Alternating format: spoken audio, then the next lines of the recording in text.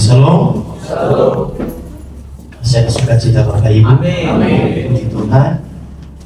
Bersukacita juga berikan kemuliaan bagi Tuhan. Bapak Majelis juga bisa bersama-sama beribadah dengan kita. Amin. Dan itu kasih penyertaan Tuhan. Tuhan punya cara, Tuhan punya bahkan untuk memulihkan hambanya ini. Kita akan berdoa terus biar dipulihkan, dan Tuhan akan berkarya dalam setiap penyakit yang dialami oleh Bapak Majelis pada hari. Amin. Oke, baik Bapak Ibu dikasihi Tuhan, mari kita membuka Alkitab kita, bahkan untuk sebagai bahan renungan bagi setiap kita yang telah disediakan bahkan bagi kita untuk dikasih kasih, yang terambil di dalam Kisah Para Rasul pasal 15 ayat yang pertama sampai dengan ayatnya yang ke-12.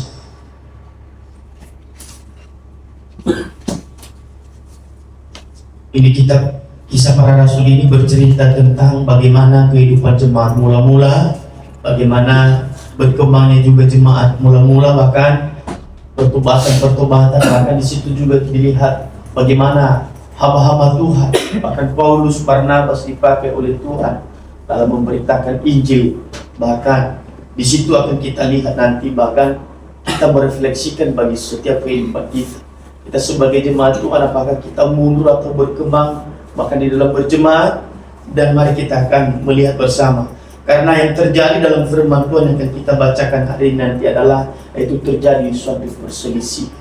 Karena bahkan ketika mereka katakan penerimaan bahkan keselamatan daripada Tuhan, dikatakan harus menjadi orang Yahudi dulu, harus, kalau diibaratkan berarti harus mengikuti menjadi orang Yahudi, berarti baru bisa diselamatkan.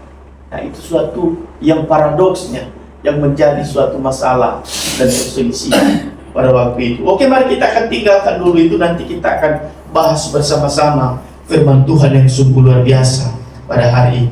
Kita sudah menemukan semuanya? Amin. Puji Tuhan. Bapak Ibu, saya ayat yang pertama dan kita nanti jemaat Tuhan ayat yang kedua dan dalam ayat yang ke-12, karena ayat ini sangat panjang dan kita akan berlatih terus membaca, bahkan biar mungkin kita di rumah jarang membaca, benar nggak? Tetapi di sini membaca firman Tuhan itu lebih bagus, itu lebih mulia. Dikatakan firman Tuhan. Lembaga kita bisa memberikan perikop, yaitu sidang di Yerusalem. Ayat yang pertama demikian firman Tuhan. Beberapa orang datang dari Yudea ke Antiokhia dan mengajarkan kepada saudara-saudara di situ, jikalau kamu tidak disunat menurut adat istiadat yang diwariskan oleh Musa, kamu tidak dapat diselamatkan. Jemaat Tuhan. Tetapi Paulus dan Barnabas berkeras melawan dan membantah pendapat mereka itu. Akhirnya ditetapkan supaya Paulus dan Barnabas serta beberapa orang lain dari jemaat itu pergi kepada rasul-rasul dan penatua-penatua di Yerusalem untuk membicarakan soal itu. Mereka diantarkan oleh jemaat sampai ke luar kota. Lalu mereka berjalan melalui Fenisia dan Samaria, dan di tempat-tempat itu mereka menceritakan tentang pertobatan yang orang yang tidak mengenal Allah. Hal itu sangat menggembirakan hati saudara-saudara di situ. Setibanya di Yerusalem, mereka disambut oleh jemaat dan oleh rasul-rasul dan penatua-penatua. Lalu mereka menceritakan segala sesuatu yang Allah lakukan dengan perantaraan mereka. Tetapi beberapa orang dari golongan Farisi yang telah menjadi percaya datang dan berkata, orang-orang bukan Yahudi harus disunat dan diwajibkan untuk menuruti hukum Musa. Maka berbicara rasul-rasul dan penatua-penatua untuk membicarakan soal itu. Sesudah beberapa waktu lamanya berlangsung pertukaran pikiran mengenai soal itu, berdirilah Petrus dan berkata kepada mereka, hai saudara-saudara, kamu tahu bahwa telah sejak semula Allah memilih aku dari antara kamu, supaya dengan perantaraan mulutku bangsa-bangsa lain mendengar berita Injil dan menjadi percaya. Dan Allah yang mengangkat manusia telah menyatakan kehendaknya untuk menerima mereka, sebab Dia mengaruniakan Roh Kudus juga kepada mereka sama seperti kepada kita. Dan Dia sama sekali tidak mengadakan perbedaan antara orang dengan mereka sesudah Ia menyucikan hati mereka oleh iman. Kalau demikian, maka kamu mau mencobai Allah dengan mengatakan kepada murid-murid itu suatu yang tidak dapat dipikul, baik oleh nenek moyang kita maupun oleh kita sendiri. Sebaliknya kita percaya bahwa oleh kasih karunia Tuhan Yesus Kristus yang kita akan beroleh keselamatan sama seperti mereka juga. 1, 2, 3. Maka diamlah seluruh umat itu, lalu mereka mendengarkan Paulus dan Barnabas menceritakan segala tanda dan mujizat yang dilakukan Allah dengan perantaraan mereka di tengah-tengah bangsa lain. Terima kasih buat kerjasamanya jemaat Tuhan. Dan terus yang berbahagia adalah yang membaca, yang merenungkan, serta melakukan firman Tuhan dalam kehidupan hari lepas hari. Nah, dalam firman Tuhan hari ini, tema yang disediakan bagi kita adalah Tuhan menerima bangsa lain. Nah, mungkin timbul satu pertanyaan bagi kita. Bangsa-bangsa lain itu siapa? Bangsa-bangsa lain itu adalah orang yang belum mengenal Tuhan, orang yang belum menerima Tuhan sebagai juru selamat. Berarti kalau kita mengatakan Tuhan itu tidak adil, kenapa? Dia mengasihi, kenapa Tuhan mengasihi mereka?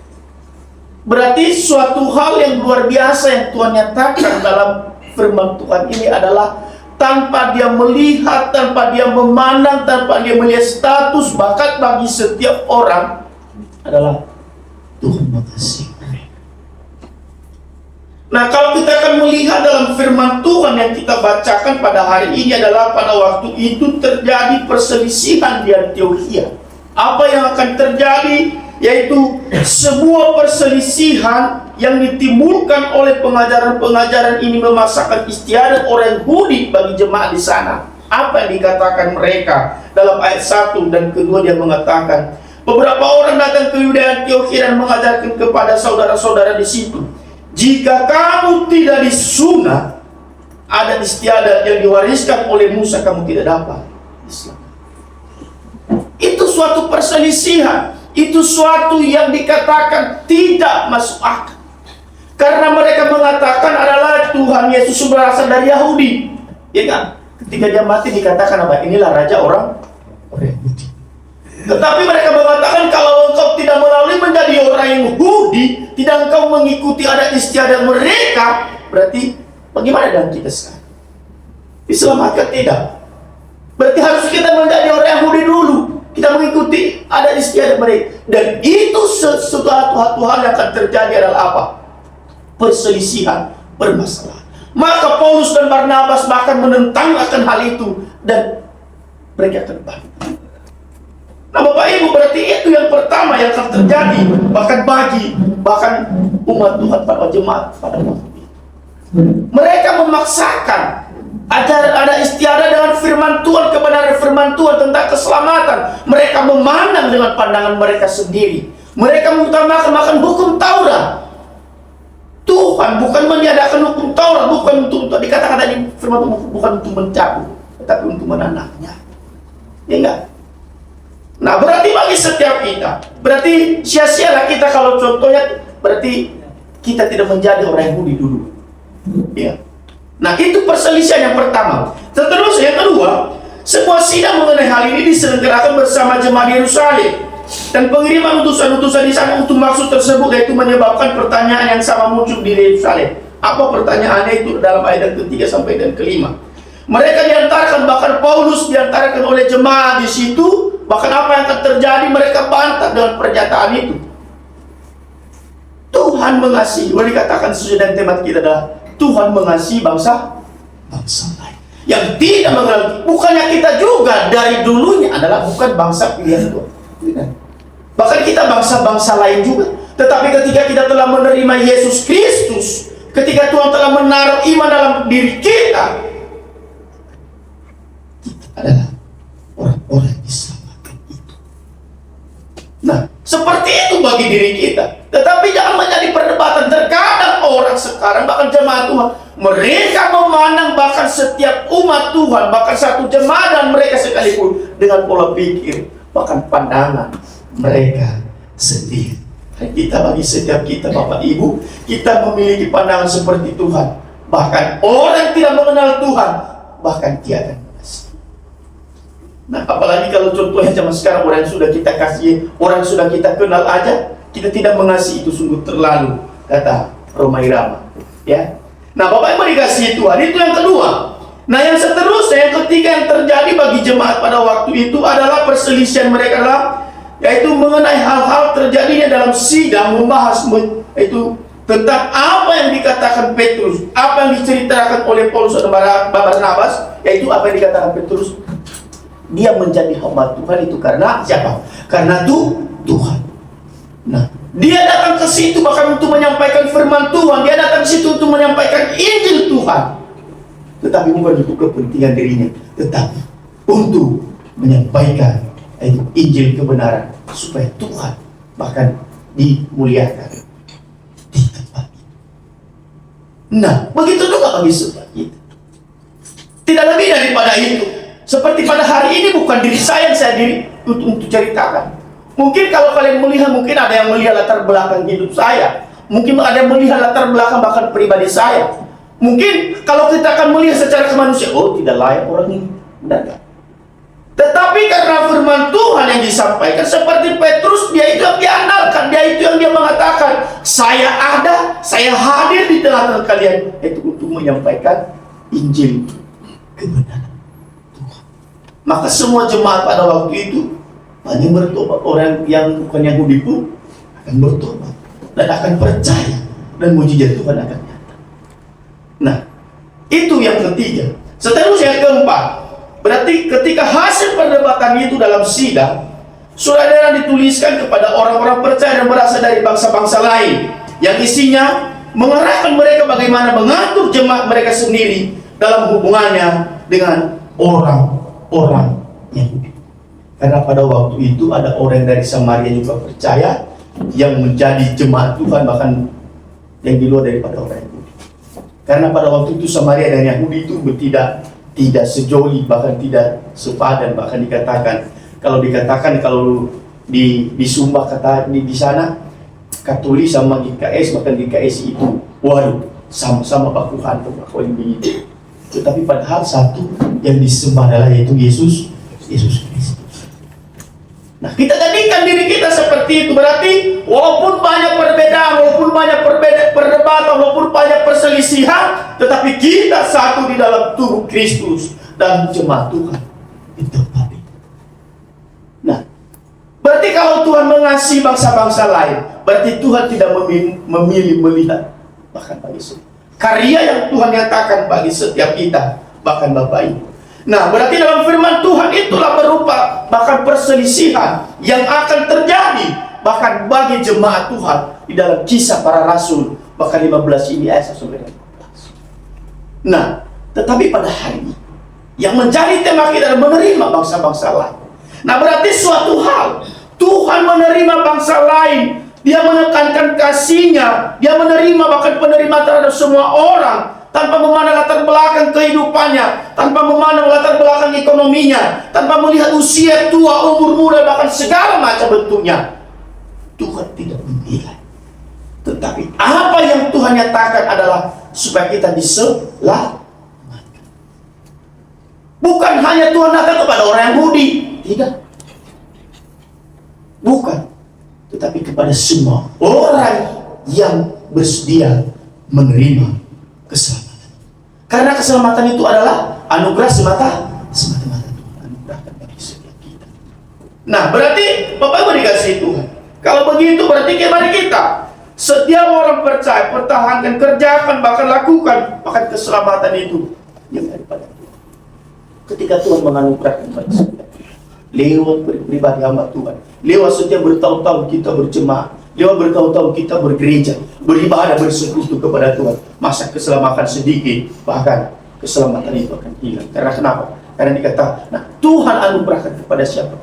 Nah, itu pandangan-pandangan demikian yang akan terjadi bagi jemaat pada waktu itu. Nah, Bapak Ibu dikasih Tuhan, yang perlu kita tekankan di sini adalah bahwa banyak firman Tuhan yang mendukung, bahkan mengatakan Tuhan mengasihi bangsa-bangsa lain itu. Itu kita boleh lihat nanti di dalam Yesaya 43 ayat 4 yang mengatakan di situ, oleh karena engkau berharga di mataku dan mulia, dan ini akan mengasihi engkau, maka aku memberikan manusia sebagai gantimu dan bangsa-bangsa sebagai ganti nyawamu. Tuhan itu mengutus anaknya ke dunia. Dia memberikan untuk setiap kita, menyelamatkan kita karena dosa kita, dan itu adalah karya yang dikerjakan oleh Tuhan Yesus Kristus bagi setiap kita. Itu tandanya bahwa Tuhan mengasihi bangsa-bangsa lain, bahkan kita juga. Berarti bagi setiap kita, Tuhan menunjukkan kasih-Nya kepada umat-Nya yang memberikan bangsa-bangsa sebagai pengorbanan bahkan untuk keselamatan mereka. Kalau kita melihat bangsa Israel, kalau Tuhan yang memimpin mereka akan mengatakan, berjalanlah, tetapi Tuhan akan beserta mereka. Ketika mereka melawan juga orang Amalek, mereka pandai. Tapi kita katakan Tuhan itu adil, yang adil. Dia mengatakan, dia memberikan kasih-Nya kepada siapa ia mau, dia akan beri. Nah, kita akan jadikan bagi setiap kita. Itu berarti, oleh karena berarti Tuhan berharga bagi setiap diri kita. Maka jangan merusak dirimu, pandanganmu, pikiranmu, berharga bagi Tuhan dirimu. Ya. Berharga sekali bagi Tuhan. Karena kenapa? Sampai dia mengorbankan diri, sampai dia akan mati, maka di atas kayu salib. Kalau engkau menyanyiakan, berarti kita akan berdosa kepada Tuhan. Bukan hanya kita berdosa ketika kita marah-marah, tapi kita mengkhianati Tuhan dalam diri kita. Seterusnya ayat berikutnya lagi, Roma pasal 11 ayat 21-22. Bahkan bukti daripada Tuhan mengasihi bahkan adalah karena jika Allah tidak mengampuni bahkan cabang yang patah, maka Ia akan mengampuni juga engkau jika engkau tidak dalam kebaikannya, sebab Allah tidak akan menyesal atas pemberiannya dan panggilannya. Nah, berarti dalam firman Tuhan ini adalah Dia menegaskan di situ, yaitu menolak bahwa Tuhan tidak menolak siapapun, tetapi selalu memberikan kesempatan untuk kembali kepada yang sudah patah dia perbaiki, yang sudah hancur dia pulihkan. Kita seperti bejana dikatakan firman Tuhan. Amin. Yang selalu dibentuk sesuai dengan kehendak. Ketika ada masalah, tapi banyak kita mengatakan, oh Tuhan tidak menerima saya lagi, saya sudah rapuh, saya sudah patah, sudah hancur. Tuhan masih beri kesempatan. Dalam keberdosaanmu sekalipun, Tuhan masih mengasihi. Ya, bangsa-bangsa lain yang tidak mengenal Tuhan. Nah, berarti untuk itu bagi kita yang telah menerima kasih itu, tunjukkan bagi yang belum menerima. Terkadang yang udah kenal aja bahwa kan kasihnya udah dipadamkan, lampunya dipadamkan, iya. Tetapi tidak menjadi berkat. Akhirnya apa yang akan terjadi? Ya, jadilah kehendak dia jalan sendiri. Bahkan apa? Besok dia tidak datang. Karena apa? Oh ini gara-gara itu. Bagaimana kita telah menerima karya keselamatan di sini? Bagaimana kita telah menerima kasih di sini? Besok bahkan sini segala macam tidak menjadi berkat. Berarti Tuhan yang mengatakan bahkan kita menganjurkan kita untuk jadi berkat bagi orang lain, bukan untuk menjadi kutuk. Nah, bagaimana kita menjadi berkat kalau contohnya bahkan orang tidak senang dengan keberadaan kita? Kita menjadi batu sandungan, bahkan bagi setiap diri kita, bahkan orang seperti melihat kita tidak ada kesenangan. Karena apa? Karena tadinya dia menyatakan kasih seperti kasih yang Tuhan katakan. Ya udah, biarpun dia ada di situ. Tapi terkadang kita memaksakan kehendak kita. Benar kan? Kita memaksakan kehendak. Waduh, supaya orang itu seperti yang saya pikirkan. Benar kan? Seperti yang saya mau. Padahal susah loh. Yang saudara aja, yang saudara kandung, belum tentu sepemikiran, sepemahaman, sependapat. Satu ayah, satu ibu belum tentu. Nah, apalagi bahkan kalau contohnya saudara seiman yang nah, berarti kita di situ kaya akan semuanya. Kenapa? Berusaha menerima satu dengan yang lainnya. Tingkahnya, pendapatnya, karakternya, tindakannya berbuah sekalipun. Itu adalah Tuh, bahkan yang salah. Mungkin pada hari ini kita berbeda-beda pendapat, pemikiran semuanya. Tetapi seperti itu Tuhan.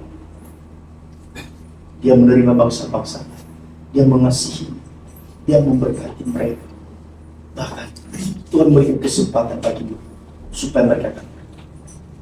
Nah, seperti itu juga kita dulu. Banyak orang yang latar belakangnya begitu, tetapi dipanggil Tuhan di dalam gereja. Nanti kita akan bahas karena saya lihat nanti minggu depan saya juga yang pelayanan di sini gereja hidup. Gereja hidup itu seperti apa? Atau gereja yang berjalan-jalan itu seperti apa? Nanti kita akan bahas. Berarti di dalam gereja kita ini, mari kita akan menjadikan kita sebagai orang-orang yang mengasihi, bahkan seperti Tuhan mengasihi bangsa-bangsa. Tuhan tidak memandang. Bagi kita, jangan pandang dia bahkan sebelah mata. Jangan kau pandang. Terkadang bagaimana oh kau pandang saya sebelah mata. Tidak. Kalau hanya kau melihat sebelah mata berarti tidak kau lihat yang lain. Pandang dia dua mata. Kasih dia, ya enggak? Cintai dia. Hargai dia, hormati dia. Yang tua yang lebih tua dari kita. Ya, tetapi jangan engkau menghargai karena jabatan yang kedudukan. Tidak. Tetapi seperti kasih Yesus yang tanpa melihat status apapun, dia tetap akan mengasihi. Seterusnya Bapak Ibu dikasih itu. Kita belajar dalam Yesaya 2 ayat 24 lagi bahkan bukti kasih itu. Dia mengatakan, dan akan terjadi pada akhir zaman bahwa gunung rumah Tuhan akan kukuh di puncak gunung dan akan ditinggikan di atas bukit-bukit dan segala bangsa yang berduyun-duyun ke sana. Dan bangsa-bangsa akan datang berkata, marilah kita naik ke gunung Tuhan dan ke rumah Allah, dan akan dia mengajarkan kita jalan-jalannya, dan kita akan berjalan di jalan-jalannya. Karena dari Sion akan keluar hukum, dari Yerusalem firman Tuhan, dan ia akan mengadili bangsa-bangsa dan akan menegur banyak bangsa. Apa maksud daripada firman Tuhan ini? Maksud daripada Tuhan inilah menggambarkan segala sesuatu masa depan kita sebagai orang percaya. Semua orang bangsa bahkan datang ke rumah Tuhan untuk belajar tentang apa? Kebenaran dan kedamaian. Itu pada akhirnya nantinya. Kuasa Tuhan menyatakan. Dia menyatakan nanti kemuliaannya. Dia menyatakan nanti bahkan datang setiap orang kepada Tuhan. Bahkan mencari keadilan, mencari kebenaran, mencari kedamaian. Karena hanya ada di situ kedamaian, dan hanya di rumah Dia. Hanya di gunung Tuhan, katanya tadi itu di gunung Tuhan itu di sini. Itu nanti pada masa akhirnya. Nah, berarti bagi setiap kita tanpa Tuhan memandang sekalipun berarti kalau dia mengatakan ini satu, ia bersedia. Tetapi haknya Tuhan bahkan untuk menyatakan apa. Karena apa? Karena dia berkuasa. Karena dia mulia, karena pekerjaannya, karena dia menjadi hakim. Tetapi terkadang kita menjadi hakim atas diri orang lain. Benar nggak? Menjadi hakim atas diri orang lain. Apakah bukan berdosa itu? Ya. Hati-hati. Berarti jauhkan bagi setiap kita. Nah, Bapak Ibu dikasih Tuhan. Kalau kita akan melihat, berarti itu tadi berupa bahkan ayat-ayat yang mendukung bahkan bagi setiap kita, bahkan Tuhan mengasihi. Dia nanti bahkan bangsa-bangsa akan datang. Nah, seterusnya dalam firman Tuhan hari ini, contoh-contoh bahkan bagi kita, bahkan dalam Alkitab, bahkan Tuhan itu mengasihi bangsa. Ada banyak. Nah, nanti kalau tidak disertai contoh, mungkin Bapak Ibu ini ceritanya ini. Nah, contoh yang pertama, Yesus dan orang Samaria. Yesus berbicara dengan orang Samaria, wanita Samaria, meskipun orang-orang Yahudi tidak suka bergaul dengan orang Samaria. Berarti menunjukkan di situ adalah keterbukaan Tuhan Yesus dan menerima semua orang. Ini yang pertama. Ya, dia berbicara. Berarti orang tidak kita senang sekalipun, wajib kita berbicara. Wajib ada komunikasi. Amin. Amin. Harus. Jangan engkau bukan golongan saya. Kalau dikatakan tidak sedoktrin dengan saya. Terkadang kita tidak bicara karena apa? Sungkan karena apa? Karena beda doktrin, beda pengajaran, beda pandangan. Wow, nanti kalau saya cerita di sini, waduh nanti tidak blablabla. Tapi Tuhan Yesus tidak menjaga apa? Jaraknya. Dia berbicara. dan orang Samaria. Itu yang pertama. Contoh yang kedua, yaitu ketika menerima Petrus terhadap orang-orang yang tidak bersunat. Nah, walaupun dikatakan karena sunat itu adalah adat istiadat orang yang tetapi Petrus apa yang dikatakan? Orang-orang yang tidak bersunat. Di dalam Kisah Para Rasul, Petrus menunjukkan bahwa Roh Kudus juga diberikan kepada orang-orang yang tidak bersunat. Ingat, berarti kasih Tuhan di situ, bahkan keselamatan daripada Tuhan itu di situ. Bukan hanya kepada kalau contohnya kalau orang tidak beriman, kita sebagai orang ini sebagaimana kita percaya kita itu pergi ke Yahudi sana dulu baru kita itu. Nah berarti, yang ketiga, Yesus dan anak-anak kecil. Kenapa dia mengatakan di sini? Yaitu memeluk mereka, mengasihi mereka. Tuhan maksudnya di sini adalah dia melihat bahwa tanpa melihat umur, bahkan melihat dewasa, bahkan itu bukti. Kalau kita lihat dalam firman Tuhan, Tuhan memeluk anak-anak kecil dan memberikan mereka, yang menunjukkan bahwa menerima semua orang tanpa memandang usia atau status hidup. Itu ingat bagi setiap itu. Nah, contoh seterusnya adalah yaitu ajakan untuk bertindak. Berarti bagi setiap kita, Bapak Ibu, dalam diri kita, marilah kita mulai pada hari ini, mari kita memiliki cara pandang seperti Tuhan mengasihi bangsa-bangsa lain. Apalagi kita dalam suatu gereja. Engkau beda pendapat itu beragamnya, itu warna-warninya, dan satu tujuan kita adalah memajukan kepelayanan di tempat ini. Itu tujuan kita. Lalu beri kasih Tuhan. Tetapi terkadang bagi setiap kita, kita akan bahkan mempertahankan setiap pendapat kita yang jelek itu, bahkan sehingga kita tidak menjadi. Akhirnya kececokan. Akhirnya mementingkan diri sendiri. Akhirnya tidak maju dalam setiap kepelayanan. Nah, yang perlu kita renungkan di sini adalah begitu sering kita, setiap manusia kita, apa? Yaitu menilai standar bahkan dengan sembarang, bukan standar daripada pikiran, firman. Nah, berarti bagi kita pada hari ini, jika kita masih menilai orang lain berdasarkan orang sembarangan, berarti itu hanya membuktikan bahwa kita adalah orang-orang hidup berdasarkan nilai hidup yang sembarang itu juga. Berarti mulai pada hari ini, jangan engkau menilai seseorang karena sembarangan. Amin. Tapi menilainya seperti sesuai dengan pemikiran itu cara pandang Tuhan. Supaya kita, ya kalau contohnya Pak, kita melihat pemikiran seperti pemikiran Tuhan. Udah ini kita Tuhan baik. Tapi terkadang kita hanya yang berbicara baik dan kita bilang, dan itu pada kita, itu manusia. Itu manusia. Yang mungkin kalau dia ngomong bahas segala macam, tetapi bahas, wah dia begitu sama saya. Tapi pandang Tuhan, mari kita akan memiliki. Seterusnya Bapak Ibu, mulai hari ini Bapak Ibu, mari kita akan belajar untuk menilai orang berdasarkan cara Allah menilai orang. Berarti melihat bahwa Allah adalah bermurah hati kepada orang-orang berdosa. Ingat, ya, Tuhan bermurah hati kepada orang-orang berdosa. Waduh, terkadang kita nanti saya jauh daripada itu.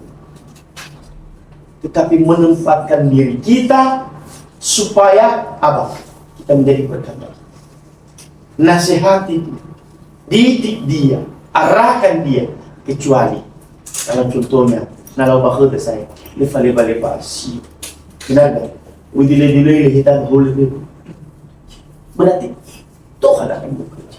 Berdoa baginya supaya Roh Kudus membaharunya. Udah dikatakan kan, hanya engkau menyampaikan, hanya engkau menegur, tapi Roh Kudus Tuhan yang bekerja.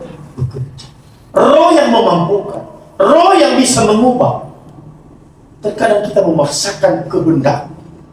Memaksakan kehendak apa? Ayo jadi ini nomor ini kan? Itu memaksakan. Tetapi pakai seperti cara pandang Tuhan.